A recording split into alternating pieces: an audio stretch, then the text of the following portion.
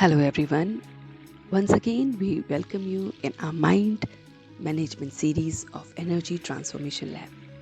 जी हाँ दोस्तों, ये एनर्जी ट्रांसफॉर्मेशन लैब जिसमें हम इस माइंड मैनेजमेंट की सीरीज में आपके साथ रोज एक पॉइंट पर फोकस करते हैं और वो पॉइंट पर्टिकुलर पूरे दिन इम्बाइब करके हम अपने अंदर वो सेल्फ ट्रांसफॉर्मेशन लाते हैं जो कभी हम सोचते थे पॉसिबल ही नहीं है. So let's see the easy way to explore ourselves in this series.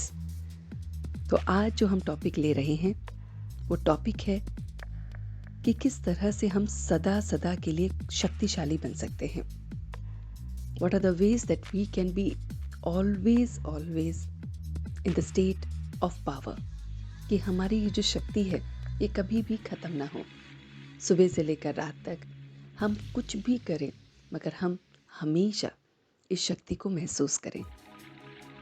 तो दोस्तों, उसका सिंपल सा जो फॉर्मूला हम आपसे हर सीरीज में शेयर करते हैं, जो आप जानते हैं कि आज ये हमारा 3rd डे है. आज 4th फरवरी 2021 को हमारा 3rd डे है और हम आपसे मैजिकल फॉर्मूला शेयर करते हैं. तो ये मैजिकल फॉर्मूला जो सदा शक्तिशाली बनने का है, उसका सीधा आंसर है खुशी. जी हाँ दोस्तों, खुशी की खुराक जहाँ होती है ना, वहाँ पर आप देखिए कि आप उस दिन बहुत शक्तिशाली महसूस करते हैं. और जिस दिन आप नहीं फील अच्छा करते, लो फील करते हैं, तो उस दिन जरूर आपकी शक्ति जो गई है उसका कारण है कि कहीं ना कहीं खुशी गुम हो गई है. अब खुशी गुम होने के कारण भी देख लेते हैं. हम पर चिंतन और पर दर्शन में लगे रहते हैं. We are always focusing on others behavior, others way they are responding to us, whatever it is, but always focus is ours towards the others. तो हमारा हमेशा जो फोकस होता है वो दूसरों की तरफ होता है, पर चिंतन में लगे रहते हैं, प्रदर्शन में लगे रहते हैं और इसकी वजह से भी खुशी चली जाती है.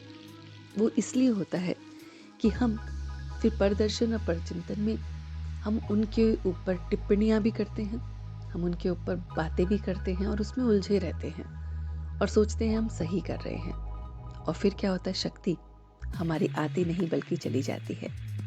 तो आज से करना क्या है, हमें पहली बात इस खुशी की खुराक को लेना है.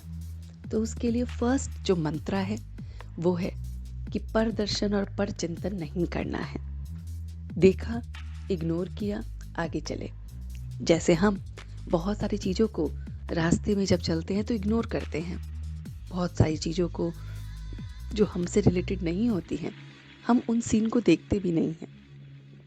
ऐसे ही परदर्शन और परचिंतन को देखना नहीं है, उसमें उलझना नहीं है. दूसरी बात जो याद रखने की है वो ये है कि खुशी कैसे रहेगी. चलो, हमने प्रदर्शन परचिंतन छोड़ दिया, लेकिन हमारे साथ बहुत कुछ गलत हो रहा है, हम जो चाह रहे हैं उसके अकॉर्डिंगली नहीं हो रहा है, जिसे हम कहते हैं ड्रामा. वो ड्रामा क्या रोल प्ले कर रहा है. तो उस केस में हम अपने आप को अगर देखते हैं तो क्लियर होगा कि ड्रामा का बहुत बड़ा रोल है. ड्रामा में जो कुछ भी हो रहा है हमें बस ये लेके चलना है कि कल्याणकारी हो रहा है. सपोज कोई काम हमारा रुका हुआ है, सपोज कोई चीज़ हमें नहीं हासिल हो रही है, सपोज हम कुछ पाना चाहते हैं, जाना चाहते हैं, वो हमारे पास अभी इस समय नहीं आ पा रहा है, तो हम उसमें सोचते हैं कि ये क्यों नहीं हुआ और उस क्यों में फंस जाते हैं. लेकिन आज हमें इस अकल्याण स्थिति में भी, जो स्थिति हमारे लिए कल्याणकारी नहीं है, उसमें भी बस ये सोचना है कि ड्रामा है और ड्रामा में सब कुछ कल्याणकारी है. तो जब आप इस सीन को इस तरह से देखेंगे तो you will feel light and just practice it. My dear friends, just practice it that everything, whatever is going in drama is perfectly fine, absolutely fine. तो ये जो फीलिंग है, अकल्याण में भी कल्याण की फीलिंग हमें हमारी खुशी को गायब नहीं करने देगी और हम हमेशा खुश रहेंगे. So let's revise the formula for the mantra of to be always powerful.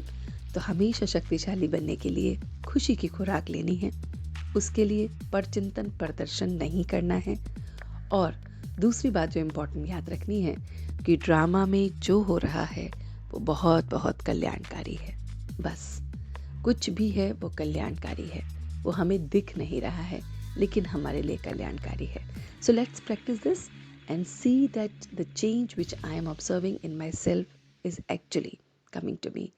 See you tomorrow in the series with a new concept and the new thought. Till then, keep vibing this one. Thank you.